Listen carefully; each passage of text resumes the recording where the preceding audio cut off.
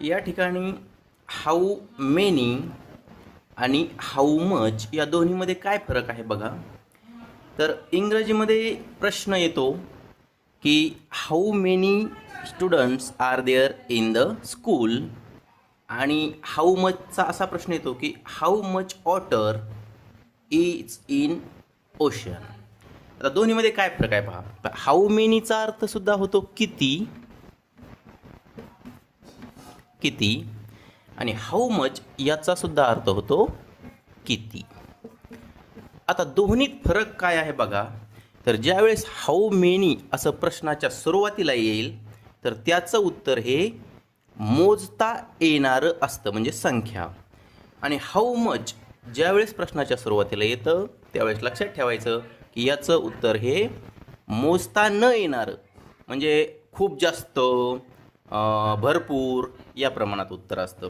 आता बघा उदाहरणार्थ याचं उत्तर हे काउंटेबल, याचं उत्तर हे अनकाउंटेबल असतं.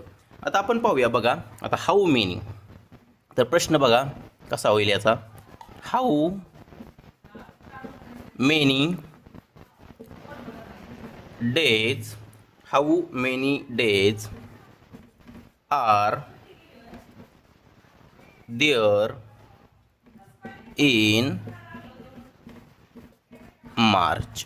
आता मी अगोदर सांगितलं होतं की याचं उत्तर हे मोजता येणार असतं. How many days are there in March, म्हणजे मार्च महिन्यामध्ये किती दिवस असतात. तर आपण सहज सांगू शकतो की मार्च महिन्यामध्ये 31 दिवस असतात.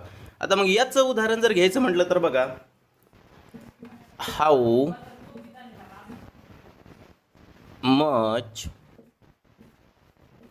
Water is in the ocean, म्हणजे समुद्रामध्ये किती पाणी आहे. तर सांगा बरं आता आपल्याला की समुद्रामध्ये किती पाणी आहे सांगता येईल का. नाही, तर ते अनकाउंटेबल. तर आपण काय म्हणू शकतो, लॉट ऑफ. लॉट ऑफ म्हणजे खूप जास्त, भरपूर. अशा पद्धतीने हाऊ मेनी आणि हाऊ मच या दोन्हीमध्ये फरक असतो. व्हिडिओ आवडला असेल तर चॅनलला सबस्क्राईब अवश्य करा. धन्यवाद.